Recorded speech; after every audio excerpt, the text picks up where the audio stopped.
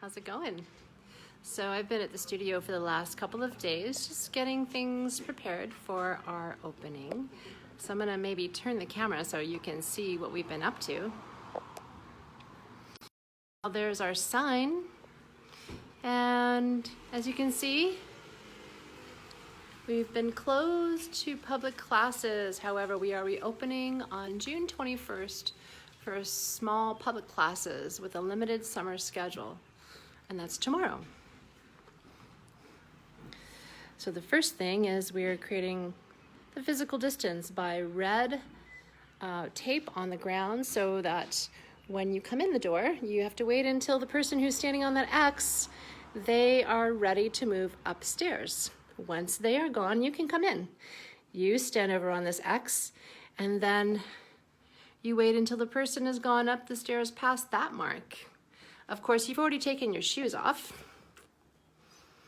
And then as you find your way, you'll see you're gonna wait until they've passed this mark.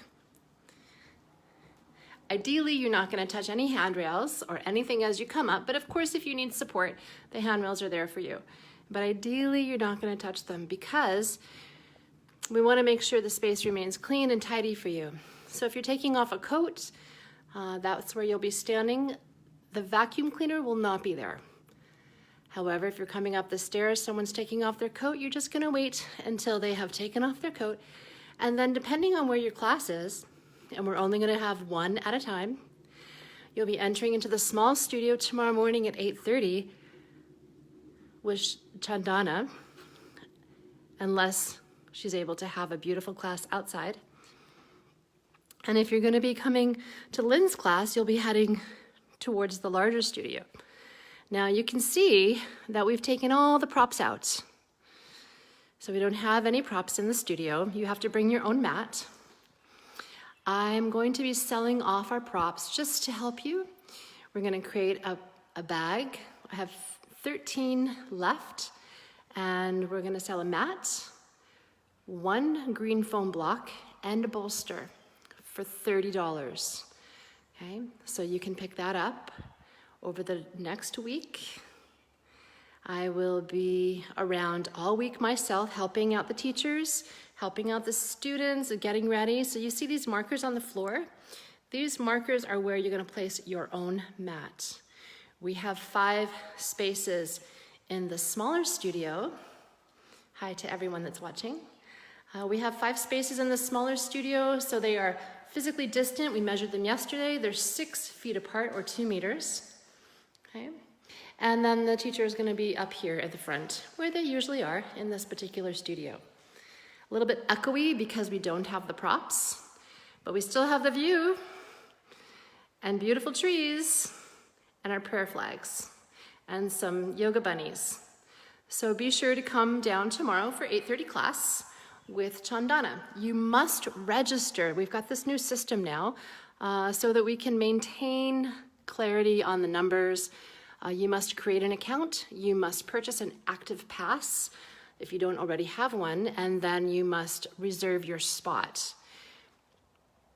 This is the larger studio. Again, there's no props, so it does feel a little bit, honestly, it was a little bit sad today when I was putting all the props in the closet. However, I realized that everything is impermanent. So as we setting up the space, we have the markers on the floor again for the studio, for your mat. And these rope walls, usually Nicola's class is using that. We are gonna be pulling the ropes down. So we won't have the ropes for your use, but you've got 8 great spots for your yoga mat. Okay, again, all distanced 6 feet apart, so everyone has a nice space. You've got still a beautiful view out there, the altar. We're asking that you don't bring anything in with you except for your yoga props. This space will be for the teacher, okay?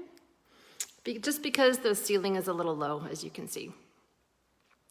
So we're asking that you don't bring any personal effects in with you, that you find your way to your mat. We're also requesting that you wear a mask, that everybody come into the studio with a mask. You're not going to put anything on the shelves, therefore we don't have to clean them up afterwards. Ideally, you're not touching the door handles.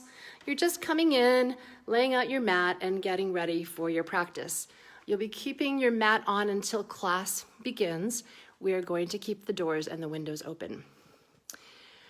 Another change here is the water container that we always have available for you is out of bounds. I'm going to do my best to finish that myself, and then once it's finished, I'll pull the guy off, and then there won't be a container on there. If you need extra masks, we have some, as well as gloves if you wish, some of the cleaning spray if you need it, and hand sanitizer, and there's lots more downstairs, and I also have lots more in the office. So here's the office, and you can see if you need to pay for anything, you have to stop there. And we do have the pin pad, and we have cleaner to wipe it down. We're not accepting any cash at the moment. Okay, so we're really trying to do our best to keep all, everything touching to a limit. So we're not going to use any cups or plates. So we're really doing our best to minimize anybody touching anything. After every class, each instructor or teacher is going to take care of the floors. They're going to wipe down all the surfaces and make sure that everything is clean, including the handrails and the floor downstairs. We have a bathroom, as you know, and as you can see, that door is closed. It's a tough one because folks often need to go to the washroom when they are in yoga. But unfortunately, because we can't be guaranteed that we don't have asymptomatic folks coming in here, we're going to ask that nobody go into the bathroom. So that's why we're requesting everybody wear a mask like they have COVID until they're in their practice and on their mat and their physical distance. You can see the space is kind of narrow, so no one's going to be hanging around. That's why we're trying to have a more limited class schedule, so there's lots of space for folks to come and just go directly onto their mat. Again, it's by reservation only. Maximum of 5 people in the smaller Sun studio, maximum of 8 students in the larger Moon studio, and the bathroom will only be for your emergencies. If you need to use it, you need to check in with the instructor. Just that. So I think that's kind of it. We will have protocol posted all over the place. We'll send out a newsletter. We'll post it on Facebook here. I just wanted you to get a sense of what's happening here in preparation for our opening tomorrow at 8:30. If you haven't made your reservation, please do so.